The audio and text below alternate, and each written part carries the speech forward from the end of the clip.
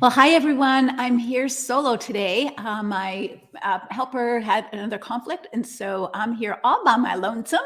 And I'm here in my summer clothes because it's 82 degrees here in Phoenix, and I have to go for a haircut. And after we're done here, and my hairdresser has his salon in his garage, and so it's pretty hot in there without air conditioning in Phoenix when it's 82 degrees. So I'm dressed for haircut weather.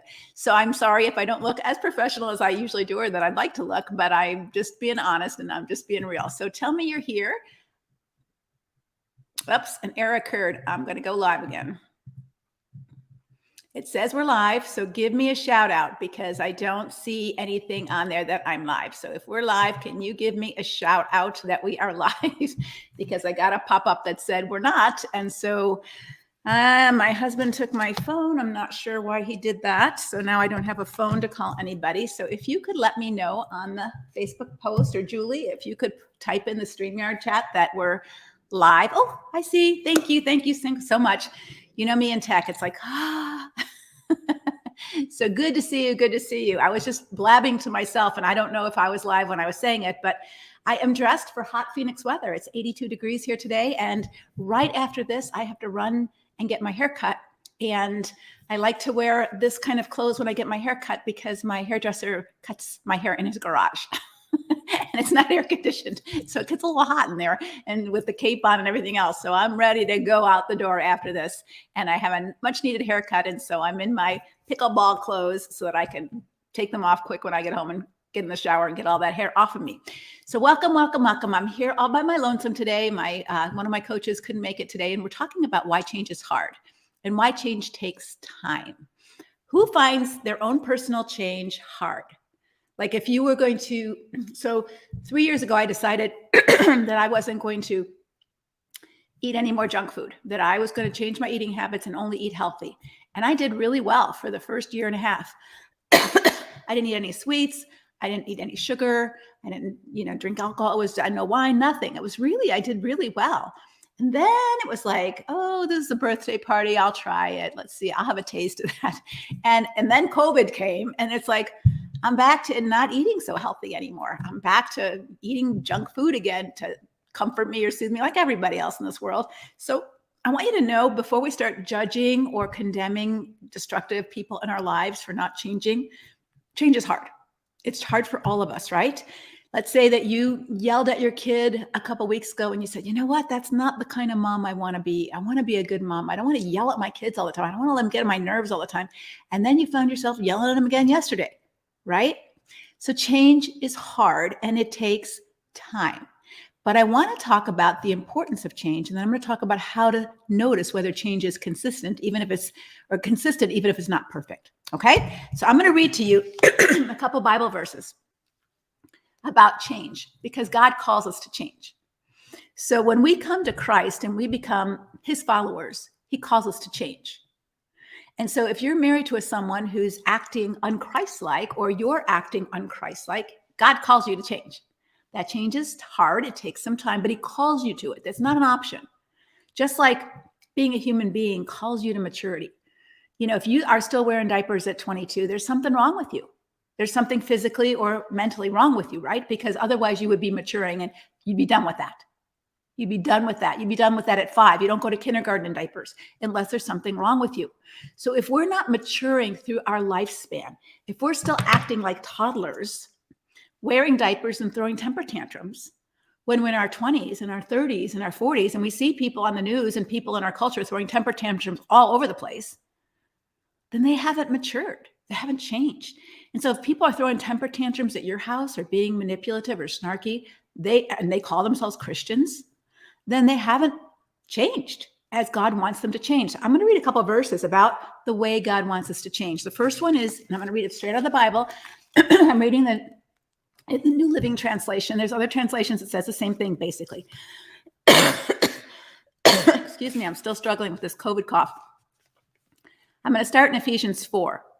So he's talking about living as children of light. If we're Christians now, we're to live differently. And this is what he says.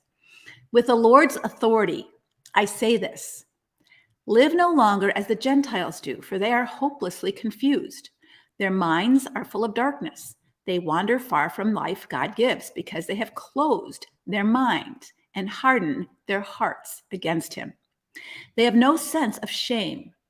They live for lustful pleasure and eagerly practice every kind of impurity. We see this all over our world. Every culture does. We see it more blatantly now. But that isn't what you learned. Since you have heard about Jesus and have learned the truth that comes from him, throw off your old sinful nature and your former way of life. Now, we're going to talk about this way of life because we're creatures of habits. We have patterns. We have ways of doing things, right? We have ways of making our bed and ways of how we eat and patterns and habits that we may have to change. Throw off your old sinful nature and your former way of life, which is corrupted by lust and deception.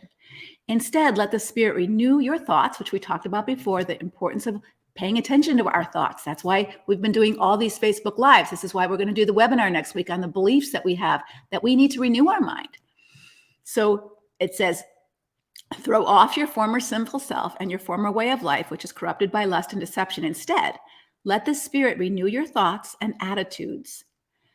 Put on, intentionally, just like you intentionally put on your earrings and you intentionally put on your makeup and you intentionally put on the right clothes. Put on your new nature, created to be like who? Created to be like God, truly righteous and holy. So stop telling lies.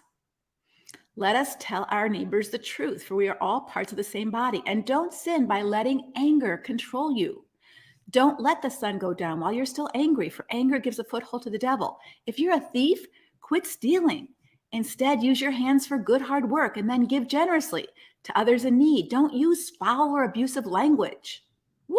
Sounds like it's covering all the things, all the points we're talking about. Let everything you say be good and helpful so that your words will be an encouragement to those who hear them. And do not bring sorrow to God's Holy Spirit by the way you live. Remember, he's identified you as his own, guaranteeing that you will be saved on the day of redemption. Therefore, get rid of all bitterness and rage and anger, harsh words and slander, as well as every type of evil behavior. If we did that in our homes, things would be a whole lot better, wouldn't they? Instead, be kind to each other, tender-hearted, forgiving one another, just as God through Christ has forgiven you.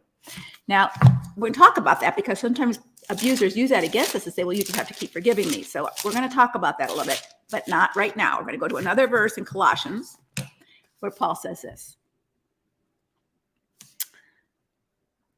Where is it now? I just had it. Oh, okay. Since you have been raised to new life with Christ, set your sights on the realities of heaven. And then he goes on to, your life is hidden with Christ. So put to death the sinful earthly things lurking within you. Have nothing to do with sexual immorality. So Paul didn't cover that, but he's covering it in Colossians. So adultery, abuse, addictions, all this stuff, we're to change, and your husband's to change if he's calling himself a Christian. Have nothing to do with sexual immorality, impurity, lust, evil desires. Don't be greedy, for a greedy person is an idolater, worshiping the things of this world.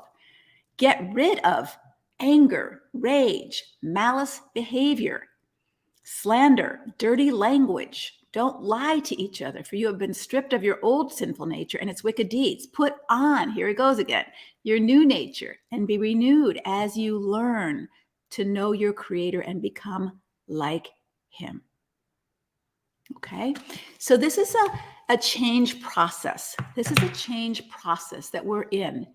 And if we're maturing and we're repentant, because none of us does this perfectly, including Juan. I've been living this a long time, and I've been a Christian for 45 years, and I still can say snarky things. I may not use malicious language and those kind of things, but I still can have attitudes that are haughty or greedy or indifferent and hurt people that I love, not in, outwardly horrible ways, but still in my heart and all those kinds of things, because that's, we're human. We're going to battle with this. So, and I'm going to battle with my eating probably for the rest of my life, and so understand that change is hard. Change takes time. So if I declare on New Year's Day, and I wrote a newsletter about this recently, if I declare on New Year's Day, I'm changed. I now eat healthy and I no longer have to worry about that. But you never saw any evidence of that change in my life. You still saw my weight the same. You still saw that my clothes were tight. You still saw that I never exercised. You still saw that I was eating Doritos at night. You'd begin to question what I said, right? Like, you said you're changed, but you're not changed. You're doing the same things you've always done. Not exercise, not eat healthy. How are you changed? You weigh the same, you look the same, you do the same things. So when your husband declares to you, I've gone to a revival meeting and I'm changed. The devil's been cast out of me and I'm changed. I'm not saying don't believe him. What I'm saying is watch his actions. Watch his actions, because change takes time to see. It might be that he's changed. There have been people, the Apostle Paul, although the Apostle Paul, when he was changed in an instant, he wasn't changed in his habits in an instant. He was changed in his perspective in an instant, right? And you might be changed in an instant as you listen to me or someone else. Oh my gosh, I never saw it that way before. Now I see it this way. If I see it this way, now I've got to start learning to walk in this way, right? And so it's really important that you understand that the Apostle Paul, after he was converted, went off 3 years to develop his character and to know Christ. He didn't just start ministry. And so if your husband claims that all of a sudden he's got it, he's changed, and maybe he has, maybe someone's talked to him and he starts to see, oh my gosh, I am abusive. I have been deceitful. I have been a liar. I have been an adulterer. And he's owning that, because you can't even change if you don't do that. Like Paul said, oh my gosh, Jesus, you are the Son of God. I thought you were just a fraud. His perspective changed. So if your husband isn't even at that stage, if you're not even at that stage, you can't change, because why would you? You don't see there's anything wrong. If I don't think I need to eat healthy, why would I eat healthy? If I don't think I have cancer, why would I go for chemotherapy? If I don't think I need a haircut, I'm not going to go for a haircut, right? So we think we need something before we actually take the action step to go get it.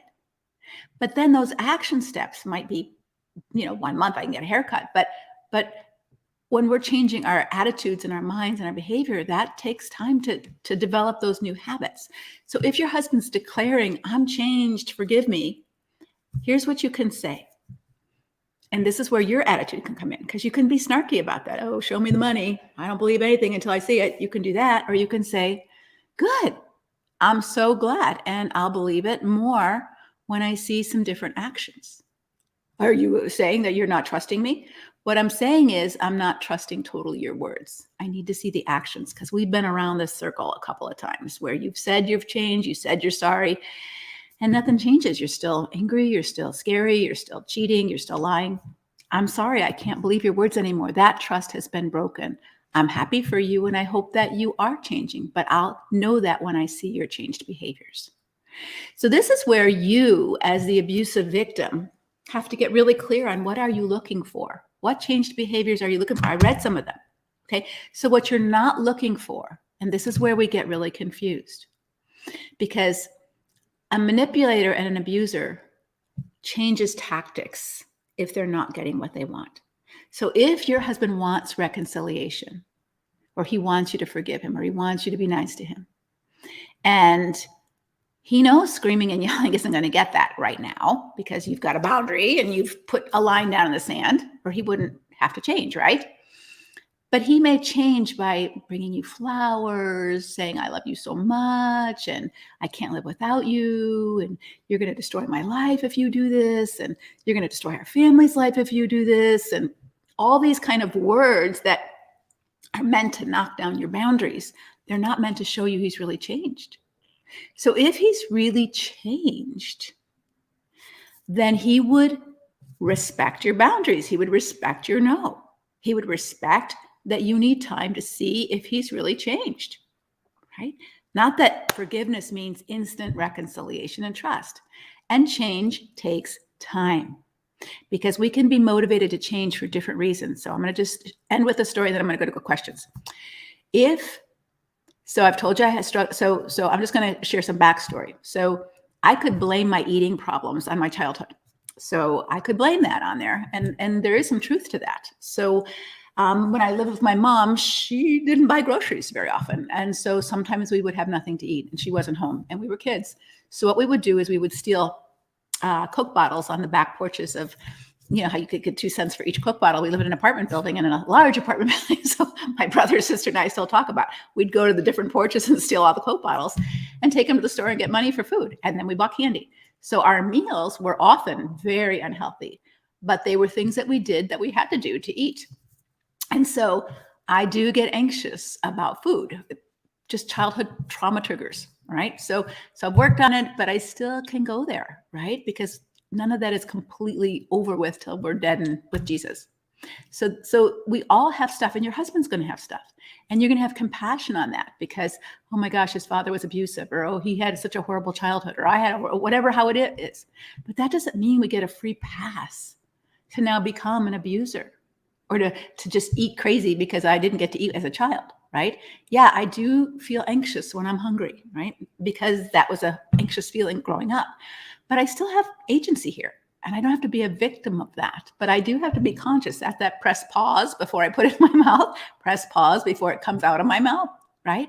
That I have to take responsibility for me and the kind of person I want to be and the shape I want to be and the way I want to look, so that if I ate everything I wanted to eat, I might not be able to play pickleball and other things that I want to do in my life. So my point is that we can have compassion for why they are the way they are or why they struggle with the things they struggle with, for sure. And we should. That's part of our core strength that we've been talking about, CORE, that we're going to be teaching in the webinar. But that doesn't give them a pass. And in this passage in Ephesians, I just want you to notice the pattern of change. So let me go back to it. So this is really, really important for you to notice when you're paying attention to your husband. And it might be for you too, but I'm not talking about that for you exactly right now. So listen to this. Paul's talking to thieves, so people who steal. All right, I'm just going to use it. So the first step of change is, what does he say? If you are a thief, quit stealing. If you are an abuser, stop hitting your wife. If you are an adulterer, stop sleeping with other women. Is that total change? No, that's only the first step of change, right? So if this is what you're doing in your action steps, you're stealing from people, stop doing that. Stop doing that. If you're cheating on your wife, stop doing that, right? That's the first step of change. Listen what he says. If you are a thief, quit stealing. Now there's more work to be done in the change instead, because you're stealing. Because if you're thinking about a thief, what's going on in their heart? They're greedy. They're entitled. I'm entitled to take for you. Let's look at our culture right now. People who just go into stores and smash windows and take things. I want something. I don't want to have to work for it. It's owed to me because of my own past injustices or whatever mindset they might have. And they take it. And Paul's saying, no, we're not going to do that anymore. You're going to change. If you want to come to Christ, you're going to change. You're going to stop doing that. Instead of feeling entitled to take what doesn't belong to you, whether it's another woman or a stuff, instead of doing that, this is what you're going to do. You're going to use your hands for good and work hard. And then, so now you're going to do something different. You're going to work instead of steal. So it's not just stopping something, it's doing something different. And then listen to this. And he says, and then give generously to others. So what's transformed here? Stop stealing, work hard, and now something's happened to your heart. Instead of you being a taker, where I'm going to take from people, I'm going to learn to be a giver. You see the sequence? There's action steps, there's heart changes. There's actions changes, there's heart changes. If all you see is outside love bombing, but there's still an attitude of entitlement and I'm the head and I get my way all the time and I might be nice to you today, but if you cross me, I won't have to be because I'm still, that's not really a change. It's like, all right, I won't steal from you today because I've got enough to eat, but tomorrow if you make me mad, I'm gonna steal from you. That's not a change. That's not a change. So what I want to do is look at the feed for a minute, answer some of your questions, and then I'm struggling with my decision to divorce, my abusive husband because he says he's decided to change me better. He keeps telling me that. God wants to reconcile our marriage, but I don't hear God telling me that. My question is, if there seems to be real change, does God expect reconciliation to save the marriage? I think that's a really good question, Heather. And so let me just answer that, our first one, because I think it'll cover a lot of the other questions that we have. I think God is always about reconciling, right? God reconciles himself to us. God desires reconciliation with his people. He calls us to be ministers of reconciliation in the Bible. He calls us to be peacemakers, not peacekeepers or peace fakers, but peacemakers, bringing reconciliation to relationship. But a marriage is a unique kind of relationship that requires different and deeper levels of safety and trust, because you put your entire well-being in the hands of another person, especially when you go to sleep with them at night, right? I mean, they can turn around and do some damage to you when you're sound asleep, right? So that when you're living with someone and you're in their household and you're merging your finances together and you're putting your well-being in their hand, that takes a different level of trust to reconcile in that relationship than it would to reconcile where Paul talks about, or Jesus talks about, if someone sins against you and you're going to take communion, go to them and reconcile with your brother. We're to be peacemakers. We're to try to reconcile relationships. But the marriage relationship is such a sacred, intense, intimate relationship where total trust needs to happen for your safety and your ability to live together peaceably and peacefully. Sometimes that is permanently broken in the way that the marriage has been damaged, right?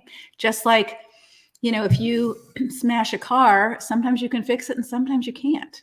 It's totaled. And so in a marriage relationship, when we think about safety and trust, for example, and I'll give you a couple examples that I've worked with personally, where a husband's been so physically abusive, there is no way she wants to be around him in his presence. He's a total enemy right now. She can't ever trust that he might be changed. He might be a wonderful husband to another man, but she doesn't want to ever take that chance. Another example was when there was a lot of sexual betrayal, not only betrayal with other women, but misuse of her as an object in cruel ways, disrespecting her body, disrespecting her injuries, disrespecting her personhood, and just, it's all about me, and very cruel and heartless that way. And now he's changed, and she's going, hey, I don't ever want to sleep with him again. I don't even care if he's a wonderful person again. I'm so turned off by this man and so afraid of him. I don't want. And so sometimes we have to accept that someone's behavior has so damaged your trust of them that you don't feel safe. And the best example I can use is where we would instantly get it. If someone repeatedly stole from you, if they worked for you as an accountant, or they were the manager of your finances, or the church treasurer, or your friend who came into your house and stole your diamond earrings or stole your wedding band off the kitchen sink, she might really say she's sorry, and you don't know if she is or she isn't. You hope she is, but probably you're not going to let her be your bookkeeper again. Probably you're not going to let her be your accountant. That relationship of accountant or bookkeeper, it might be that you can be polite and friendly to her, but you're not letting her in your house again, or letting her watch your house and steal your jewelry again. You're just not letting her do that. Or if someone, even a good friend or a relative, molested your child, and they said they're really sorry and they won't do it again. Probably if you were wise, you would say, I hope you've changed and I'm, praying for you, but you're not babysitting my kids again. So sometimes that kind of relationship, the grandpa-grandchild relationship, is broken in certain ways because of what happened, and that can't be repaired. Doesn't mean that maybe at some wedding someday you might all be together in the same room when the child's grown up, but that relationship of trust and safety can't be repaired because it was broken in such a grievous way. So I don't know what your situation is, Heather. I think that's where you have to wrestle with God, and he may say those things because he wants to reconcile. Just because he says it doesn't mean God says it. Just because he says it doesn't mean God says it. And so that's where we have to grow up as women too, and be an adult instead of a child who lets someone tell us what to do. All right. And this is my message to a lot of women, is that we haven't grown up. And maybe we've grown up in behavioral ways and we don't do those things anymore, but we haven't grown up as adults making our own decision. We keep deferring our decision-making power to other people. Tell me what to do, counselor. Tell me what to do, pastor. Tell me what to do, Leslie. I'm not telling you what to do. I'm showing you how to think. I'm showing you how to think so that you can decide what to do. All right? Because that's what God calls us to do, to think about things so that we can have wisdom to discern what the right path is. All right. Janice wants to know, how long do you keep waiting for change if they keep falling? It depends on the issue. So if it's a deal breaker issue, if they keep committing adultery over and over again, or they keep draining your bank account or create safety issues for you, then I think there might be a time where you say, I hope you do change and I'll pray for you, but I can't live with you anymore. I can't merge our finances together anymore. I don't think I'll ever trust you again. So the marriage relationship in that sense is irreparably broken. It's dead. All right. Doesn't mean that, we can't share children together. It doesn't mean we can't attend each other's children's weddings if, both of us attend the wedding, if that's safe, but it might not be safe. And I think that's where I think we have to consider other people's feelings besides the abuser's feelings. Even my own mother, I didn't invite her to my wedding. Because she wasn't safe. And she might have been safe, but I wasn't willing to take that chance of ruining my husband's day, of ruining my parents, my dad and my stepmom's day, if she whacked out during my wedding and started doing what she does. And so I just thought, you know what? She can't come. And she might have liked to have come, but her feelings aren't the only ones that I have to consider, right? And so sometimes we have boundaries that we have to consider our children's safety, our safety, other situations. All right. So lots and lots of questions. So let me get to I'm gonna frustrate my helper when I read the questions off the feed. So let me get here, and there's lots of good questions. How do you overcome bitterness? Okay, that's your work to do. So when we talk about what God said here, that you're to change, that you're to let go of bitterness, and one of the things that bitterness does is it poisons you. Right? It poisons you. So if you could just think about that, I'm drinking Drano every day. So how would you get rid of that? First, it's a mindset. This is poison. Why would I keep doing this? We kind of drink in bitterness thinking that that's going to hurt the other person. It's not going to hurt the other person. Most of the time, they don't even care if you're bitter because they're not even talking to you anymore. You're the one who's bitter. Okay? So sometimes we're bitter with God. We're bitter with God. So I'm going to read to you a passage. Because sometimes when we're bitter with God, we're having a hard time admitting it because we feel shame. But I love that God allowed us to see a bitter heart.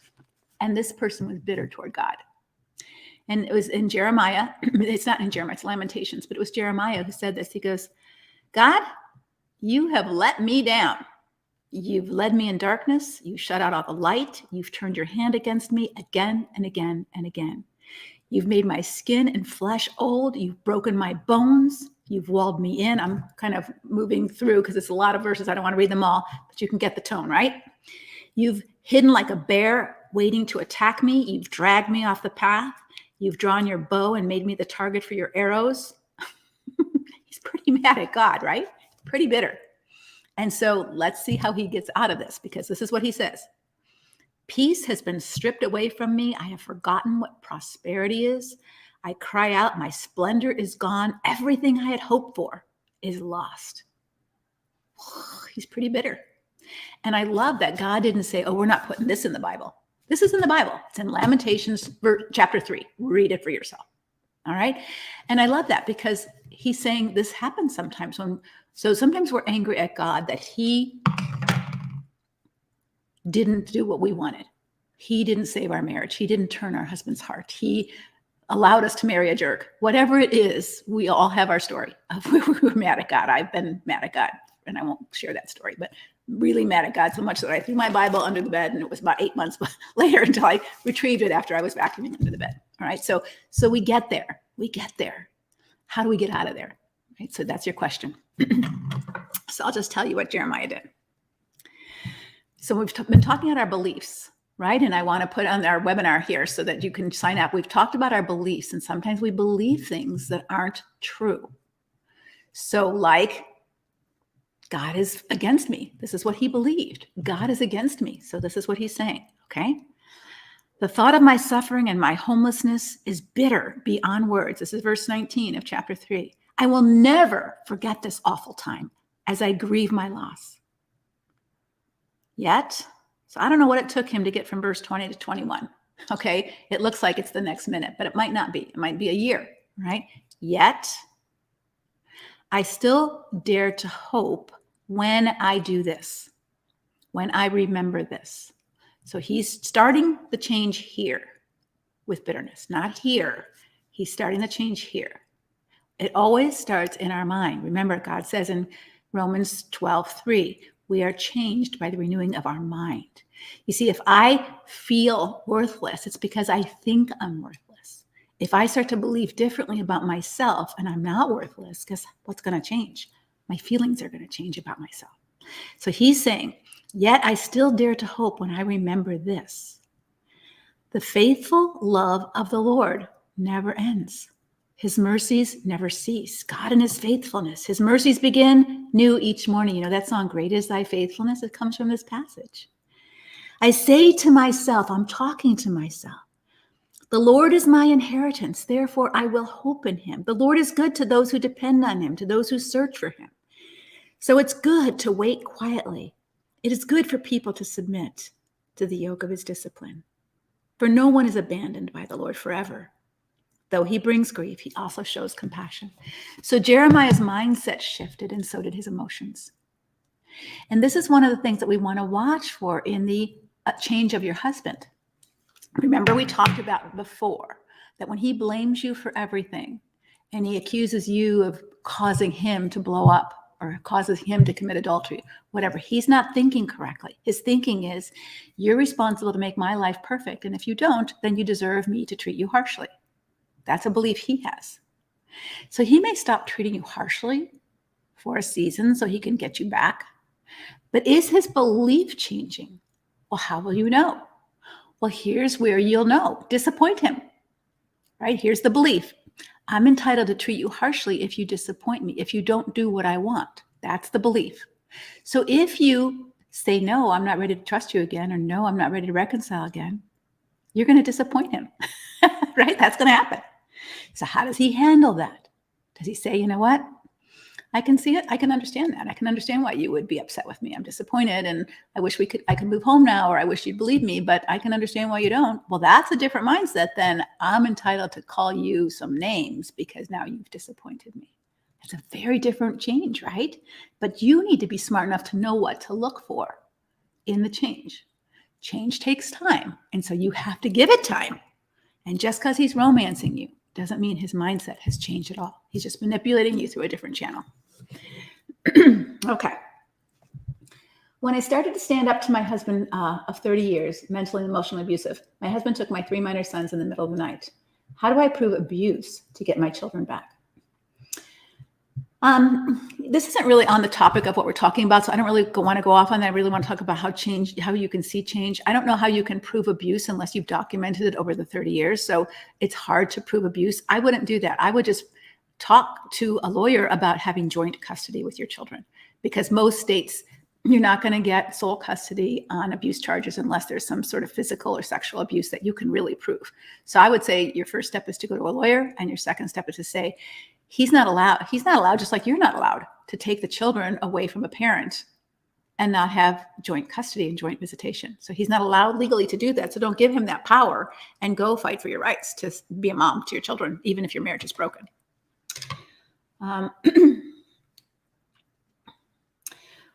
What if my girlfriend, who has been in an emotional, abusive, and adulterous marriage, finally decided she was ready to get a divorce, but now her husband is saying he wants another chance? He's treating her better, taking some actions to change. She's seen him do this before for months, but then fall again. It's clear time is needed to see true change. But what would you say if she feels ready to move on and not go through the potential backsliding again? Move on in divorce, or move on and wait? So that's not your decision to make for her.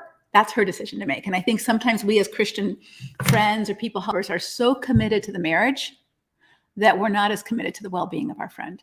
So I think we can say to her, you know, do you want to separate for a year and live separately and give it some time to see if he's really changed? I think, 6 months to a year, especially when there's been chronic, serious abuse, is the minimum of time that you want to see, because anyone can do something for a short period of time to get something. So I want to talk about this really quickly. I'll tell a story about how I did this. So I told you 3 years ago I wanted to change my eating habits, and I did and I slipped a little bit, but I'm still at the weight I want to be. I, had lost 20 pounds and gained a few of those back, but not all of it back. I still kept off quite a bit of that weight. So I'm good with that. And as long as I can stay with that and still cheat a little bit, I'm still basically eating healthy, right? Not perfect like I was before. But about, 10 years ago, I lost a lot of weight because I was going to my high school class reunion, and I wanted to not look like an old lady that let herself go. So I lost the weight. And at the class reunion, I remember specifically thinking, I'm at the class reunion, I fit into the dress that I wanted to buy. And I specifically remember eating, oh, good, I'm so glad I can eat this because I don't have to do this anymore.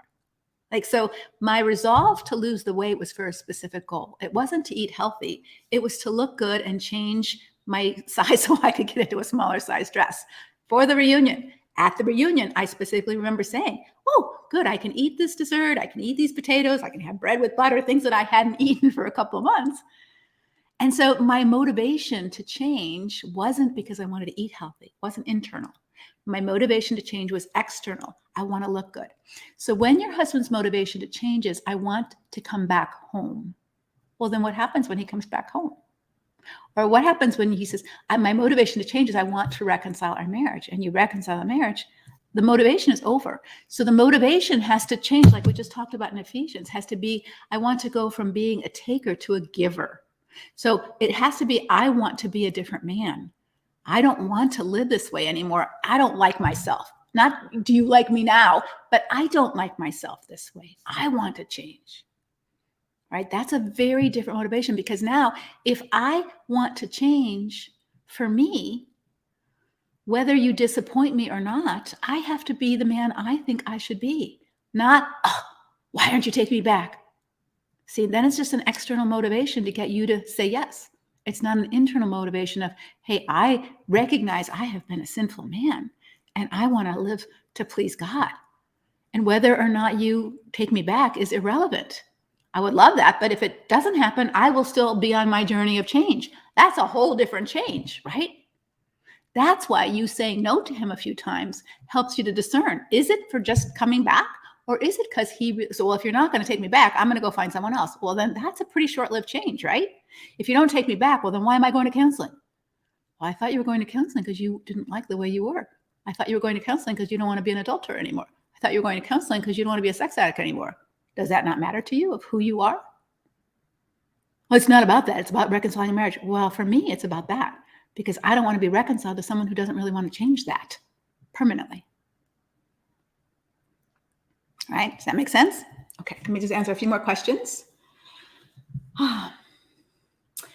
Leslie, my position when I hear change from my husband now, and I find it comical, I laugh because I've heard it all before. Am I displaying an incorrect response when I hear the word change? I get tickled because it used to work, but now it just sounds good and makes me laugh. Am I wrong for laughing, Roxanne? I think we can laugh in a whimsical, like, I see what you're doing and I'm not buying it kind of way. And I think we can laugh in a humiliating, scolding, snarky way. So I don't know how you're laughing. And sometimes we just kind of laugh inside of ourselves, like Sarah laughed inside of herself about what God was saying. God saw it, even though nobody else saw it. So, I think to laugh, I think sometimes when we see someone manipulating us and we see it and we're not hooked by it anymore, we're sort of laughing in relief. Like, oh, we're not laughing at them. We're laughing at, oh, this really can't work anymore because I'm not getting hooked by it. And I'm laughing because I'm happy with myself. So I'm not sure what your laughing is about, but and so just bring it before the Lord. And if it's just happy that I'm not getting hooked by it, I don't think there's anything sinful about that. And even saying to him, I see what you're doing and I'm really happy that I'm not getting hooked by this anymore, because this isn't real change. To really change means that you really don't care all that much whether I take you back or not, because you're on a journey of transformation with you and the Lord. And I hope that's where you're at, but I'm not seeing that yet. So if God's seeing that and you're seeing that, good. Keep going. Maybe I'll see it sometime, but I'm not seeing it yet. And by you bad-mouthing me to the children or by you manipulating me right now, that makes me even more suspicious that it's not really happening. Right? So when you get disappointed with me, you feel entitled to act out. When you get disappointed that I won't do what you want, I won't take you back, I won't have sex, I won't give you money, whatever that is, then you feel entitled to punish me in some way. Give me the silent treatment, cheat on me, be selfish, act snarky. Okay, that's who you want to be. That's not who I want to be, and that's not who I want to be married to. Do you see how powerful that can be? He hasn't changed at all. Yesterday we were talking about change begins with you. He hasn't changed at all. He's not changing, but you've changed. And it doesn't work the same way it worked before. That's powerful, ladies. And we want to help you do that. So if you have not signed up for the webinar, Go to leslieburnick.com, join webinar, get the 4 videos that are starting to come out now that you can begin to be prepared for that mindset shift, just like Jeremiah had in this with his bitterness. It didn't start here, oh, I feel better. It started here, oh, I'm thinking differently. Just like with manipulation, it's not like, oh, I'm thinking differently. I'm seeing it differently. It's not, oh, he loves me so much. It's, oh, he's manipulating me. I'm not going to let that happen. Now I see it. I didn't see it before. Right? And that is crucial to your growth and your well-being. All right. Let's see another question. Let's see. 20 years of marriage. Last September, he committed adultery, asked for divorce. I have a counselor for my daughter and I. He promised he will leave the house. Now he's still here, telling me he needs more time to put finances together. He's disrespectful. I'm not sure how to address or ask him to finish this marriage. Well, you can be finished with the marriage legally without his permission in most states, right? We have no fault divorce. That used to not always be true, but you don't need his permission to be done with the divorce. You can't kick him out of his own house, all right? So you can't kick him out of his own house. You have to go legally with what that looks like in your state. And that requires a consult with a good attorney, unless he's abusive and you get a protection of abuse, or he's willing to leave. So he's saying, I have to get my finances in order. So I would just go, if you're done with the marriage, then you don't see any real change, then I think you need to get a legal consult about what are your next steps. And it might be that you have to file for divorce, because when you, and I'm not a lawyer, so this isn't legal advice, but my understanding is that the state does not get involved in your marital assets at all. So while you're still in this limbo land of, am I going to stay? Am I going to stay? Am I going to stay? Am I going to stay? The state doesn't care if your husband takes all the family money and puts it in an offshore bank account, because you're married and that's not their worries. But once you file for divorce, then the state cares about what's yours and what's his. And so he can't do that anymore. So whatever he's doing to get his finances in order, I would kind of be a little suspicious about that, because he may have already gotten a legal consult that said, hey, get as much of your extra money out of the joint bank account before she files for divorce, because then nobody can touch it. So I think that's something that you need to get a legal consult about in your state, so that you know what you're up against here. All right.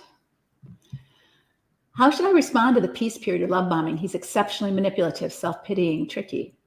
Well, I think that's really important for you, Dana, to get your own self straight, for you to get your own self strong. So it's not about wanting to change him or work on him. It's about saying, okay, this is not over. Thank God it's more peaceful and it's more pleasant, because he's not, being mean, he's being love bombing. So I'm going to enjoy this right now, because I still have things to do to get my life together and get strong enough to be living on my own, or whatever you need to do. So it's not like you have to end, but I think it's important for you to say, I'm so glad that, it's much nicer when we're getting along, isn't it? But I'm not sure things have changed enough that we're in a good spot permanently. So are you willing to talk about that? Those are questions, curious questions we talk about in our core strength class, on how you can begin to ask some curious questions and see how he responds to that. So when you ask your husband a curious question, like, what are you thinking? And he responds with, I'm thinking about whether our marriage is going to last or not, or I don't know what I'm thinking. Is there something you want to talk about? If he answers in a responsible or respectful way, even that might show you some change, versus leave me alone. Why are you asking? Quit putting your nose in my life. That's a very different response. And so I think you can test the waters of whether there's change happening, but it sounds like it's not, and you know that. And so take this peaceful time to continue to do your work in a more sort of aggressive way, so that when the bad time comes back, which it will, then you have a better grip on how to make sure your dance steps don't fall into the old ones yourself. Okay.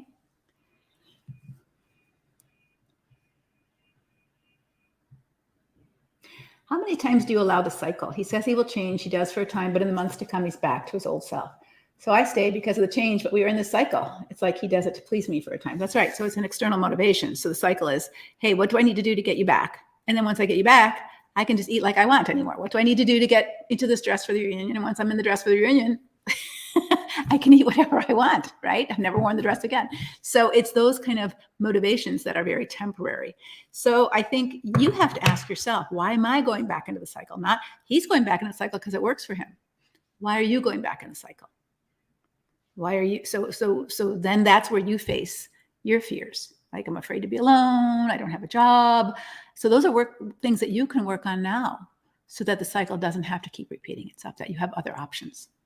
And this is hard for women to kind of take ownership for sometimes, because they want this life where they can homeschool their kids and they, don't feel that pressure. And that would be nice if you had a wonderful husband to be able to do that. But some people don't, and they have to take responsibility for supporting themselves and their children. And this may be a time for you to work on that so that you're not as paralyzed by fear of your options if he acts out again, right? What about building trust and length of time? Well, I think to rebuild broken trust takes time. And I think there's two things, and we've talked about this in another webinar that I do that I'm not going to be talking about in this webinar, because this webinar is not about rebuilding trust. This webinar is about what you can do to change. But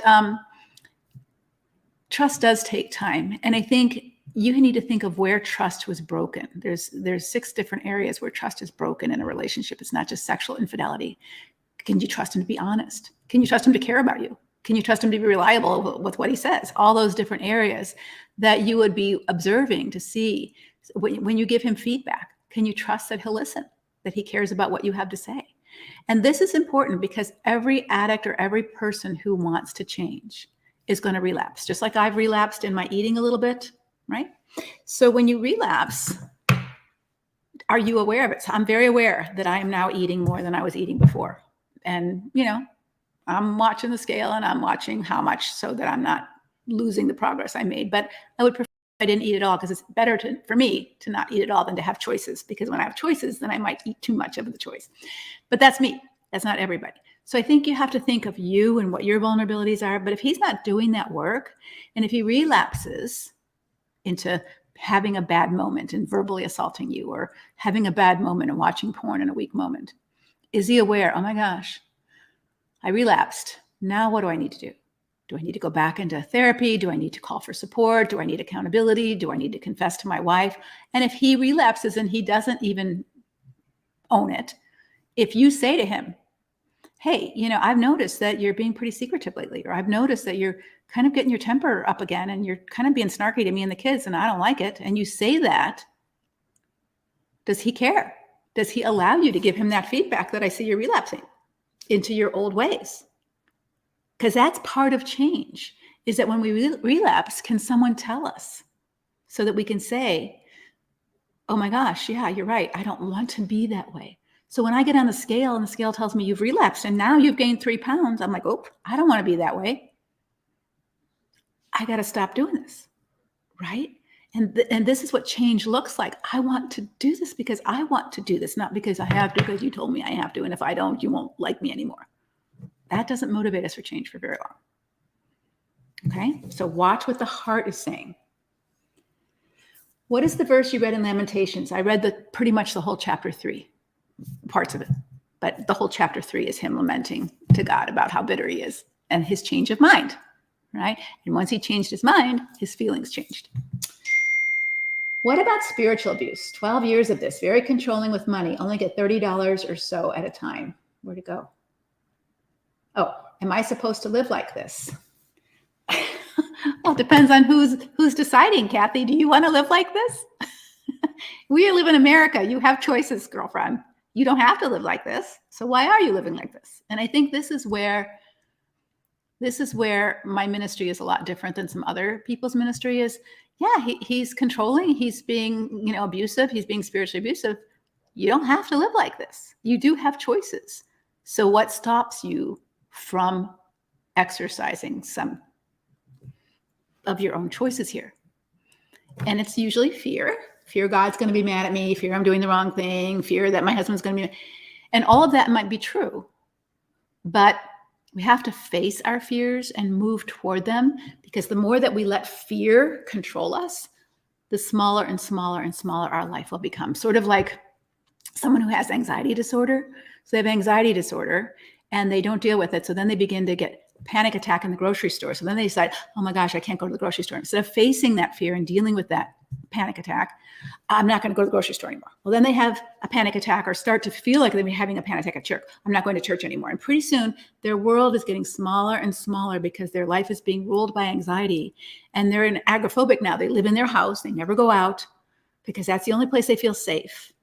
And their life is shrinking before their very eyes because they're living in fear instead of facing their fear. And so I would challenge you, no, God doesn't want you to live like this, but you are.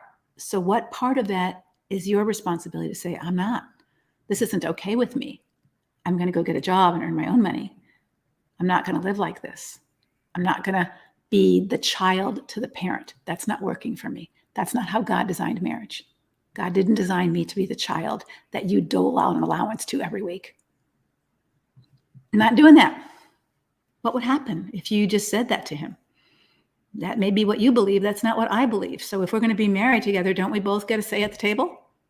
And here's where misunderstandings of headship submission come in, that somehow, no, you live with someone who gets the total say of everything you do. And that makes it a parent-child relationship. And God doesn't call us to have sexual intimacy with a parent, right? So it makes it really creepy in the emotional realm when you've got to have sexual intimacy with someone who you have no voice with and no power with.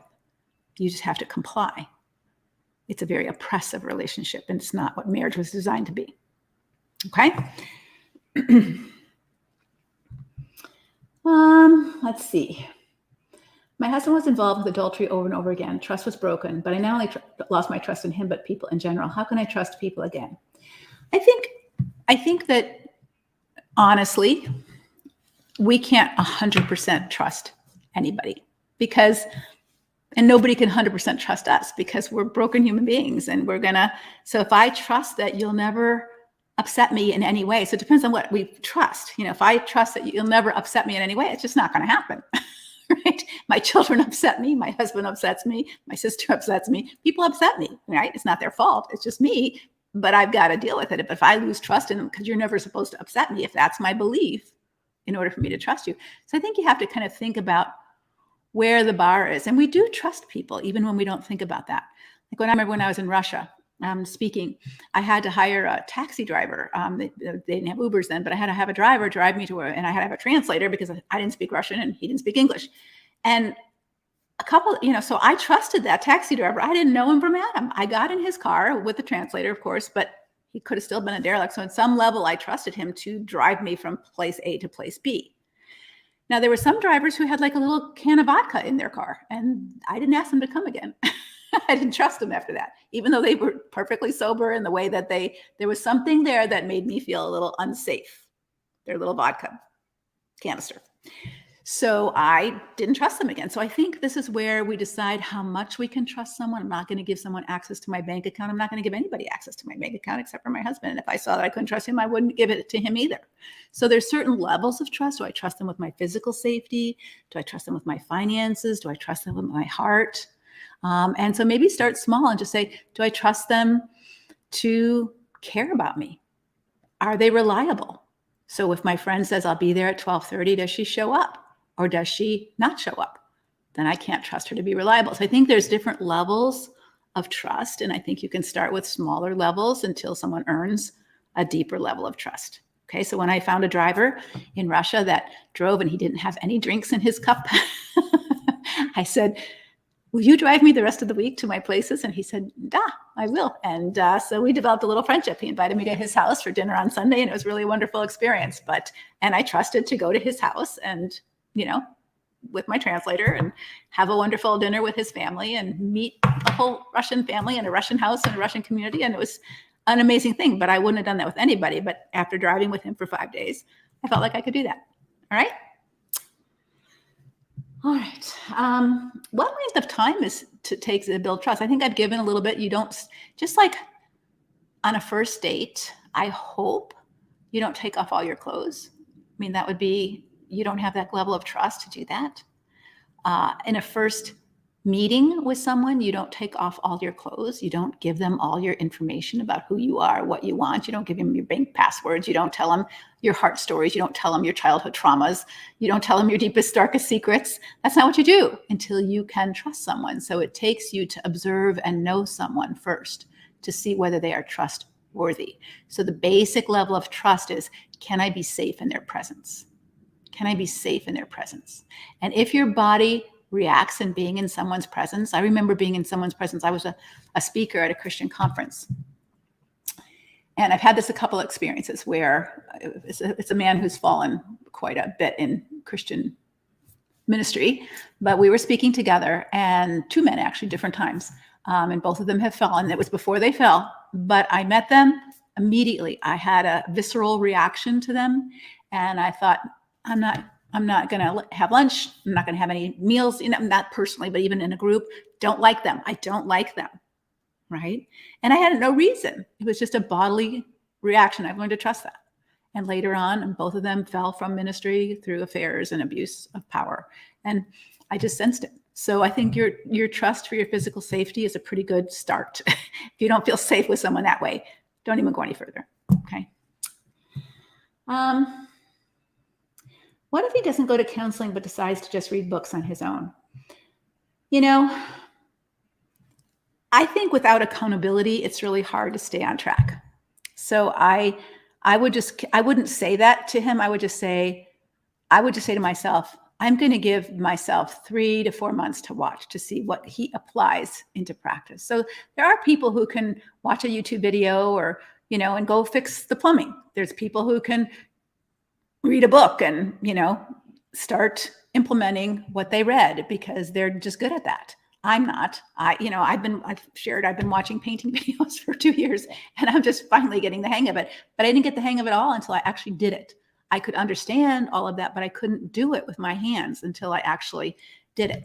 But I still haven't gone to counseling for painting. So I think it depends on what you want to change. If you want to change a bad habit, having a coach help you change that habit can be really helpful because it gives you that direction, it gives you that accountability, it gives you that support. But I would just watch and I would just say, I see and see what he's reading and see how much he's reading. Because if he's really reading and he's really diligent and he's really putting those into practice, I wouldn't poo-poo that. But if he's not even reading, you don't see the bookmark moving, he could have the book there and he's still not doing anything. Okay. Can it be that his post-traumatic stress disorder is affecting his anger when he's disappointed about something versus he's just not changing? Well, certainly. But here again, if my childhood trauma is affecting my eating problems and I'm not able to get a grip on it, doing the normal stuff of just self-discipline and self-control, if I'm not able to get a grip on my eating because of those, and I'm very aware of childhood trauma there, then I probably, if I really wanted to eat healthy, I would hire a nutrition coach and maybe a physical exercise coach and maybe a trauma specialist over some EMDR stuff around my eating as a kid, right? So if I really wanted to change that, then I would recognize that I'm stuck in my normal ways of trying to change those things, right?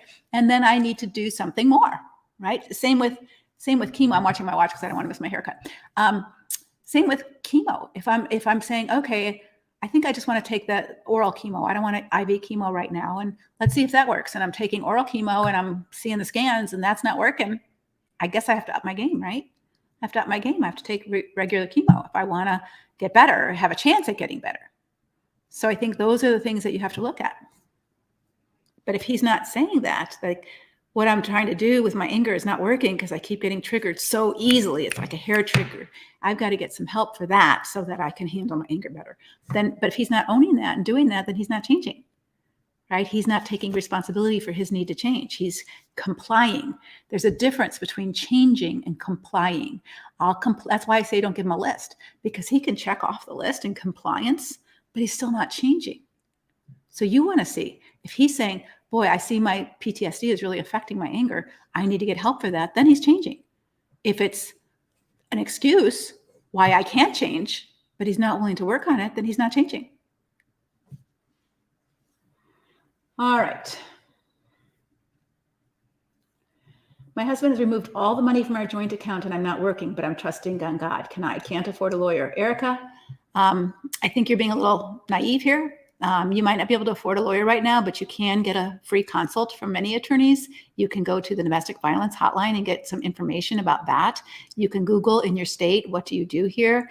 And your husband is taking all the money out of the account and you're not working. If I were you, I would be getting myself a job really quick, because this is a lot of power over you that you're allowing to happen, and you don't have to do that. You have options.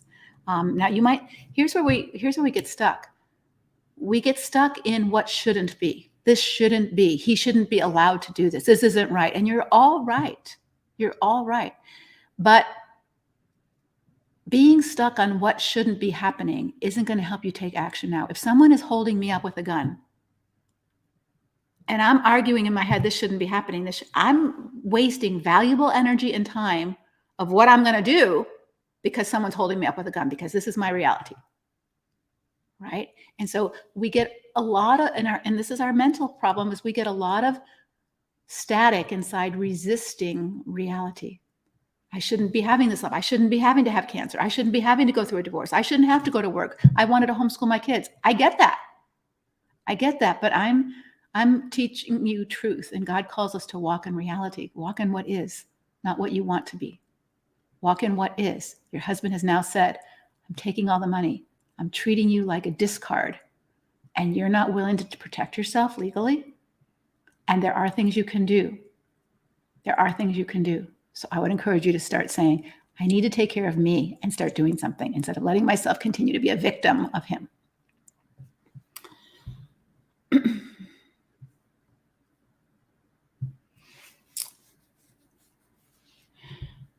All right. Let's see. I got to get going. So I'm going to do 2 more real quick. The impact of abuse, he doesn't understand. He can't understand the effect it has on a woman. How do you explain it to him, or do you not? I think sometimes people don't understand the impact. And so if they want to, and often they don't want to know because it makes them feel bad, right? So if I run a kid over with my car, and he's in the hospital with a broken leg and a concussion, and I go see him, I'm going to feel bad because I've just hit him with a car, and now he's in intensive care and he's got a broken leg and a concussion and he's moaning in pain, and that makes me feel bad. So I would rather not see that. I would rather not go. I don't want to hear about him. Just let me pay my bill, right? So that's kind of, they don't want to feel bad, but if I go to the hospital and I see that kid, and I see that kid in a cast and his mother crying and the kid moaning, and the doctor's saying, it's going to take him 6 months to get back to school, and I feel really, really bad, guess what? That's a huge motivator that I don't ever want to drive recklessly again. I will never text and drive at the same time again. It's a huge motivator. So sometimes we're so interested in not making someone feel bad. And I'm not saying feel bad by judging and shaming, but just letting them see the pain of what they've caused. We don't want them to feel, they need to feel bad, because that's part of the motivation, right? That's part of the motivation of, just like when you have a hangover, right? Feeling bad is your motivation. I don't want to ever do that again, right? Or whatever, ate too much. I don't want to ever do that again. I threw it all up. I felt horrible, right? So when you feel bad about something, it does motivate you not to repeat that behavior. And so I would say to him, I need you to understand this impact. And if he says, I don't want to, and leave me alone, then there's no change. There's no change, and there's no care. There's no care. In my blog, there was a man who said, I apologize to my wife and she's not forgiving me, but she keeps telling me I don't understand the hurt I've caused.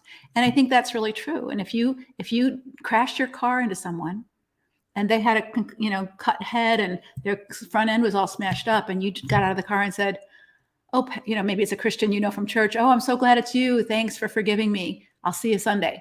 And you just got back in your car and you left, and you had no care for the impact that you just caused. This person's bleeding and their car's crashed. And you expect amnesty, like because you're a Christian, you can just say, I'm sorry, I forgive me, and go? No, nobody in their right mind would think that.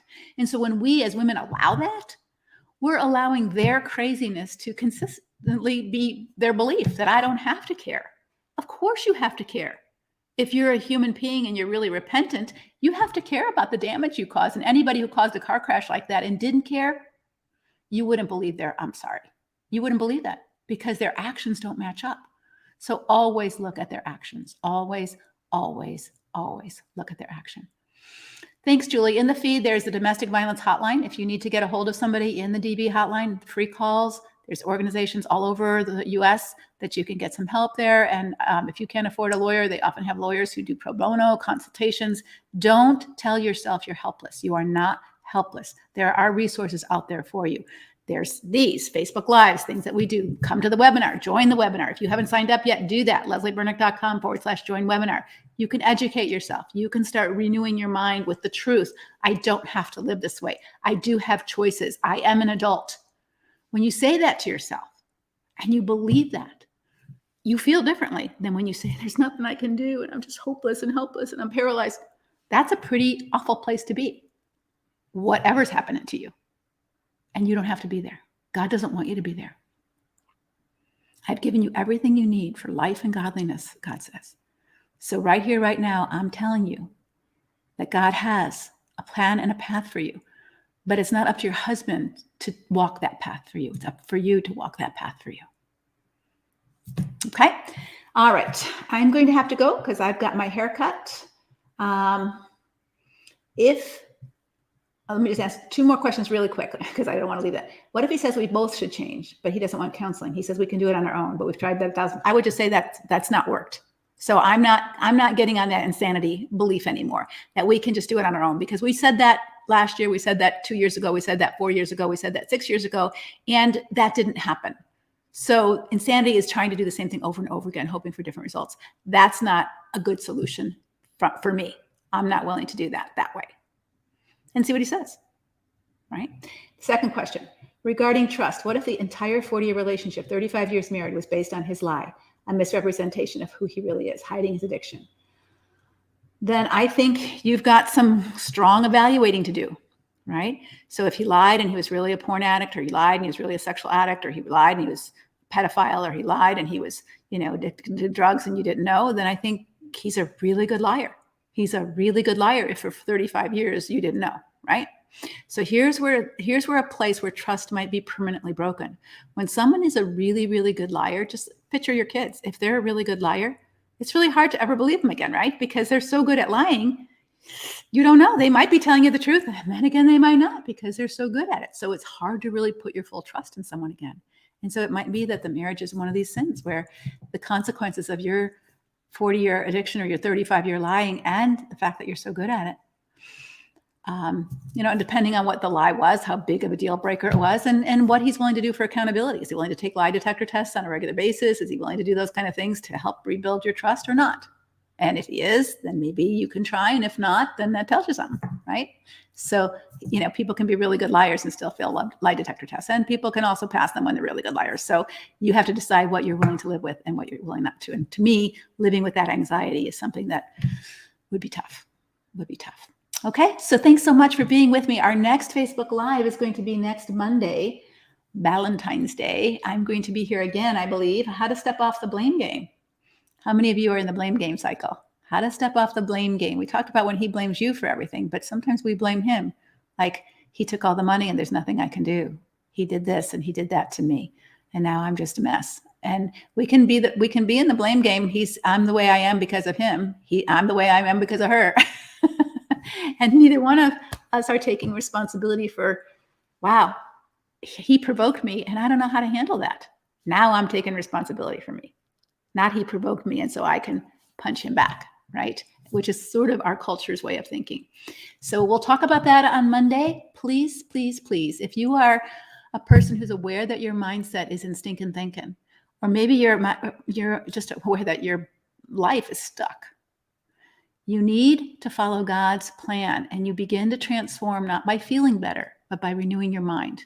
I'm going to address these lies because that will help you begin to renew your mind before we ever get to the webinar, all right? I really want the webinar to be some real tools, whether you end up joining our Walking and Core Strength coaching group or not. We don't have enough room for everybody. We have over almost 4,000 women registered for the webinar. We have spots for, 120 people, for our group. So most of you will not be able to join.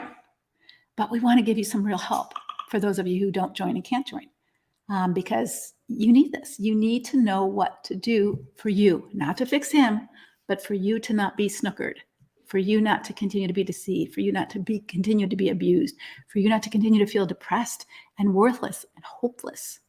And I want to give you those things. All right. So we'll see you on Monday, Valentine's Day, and we will talk about how to stop your side of the blame game. All right.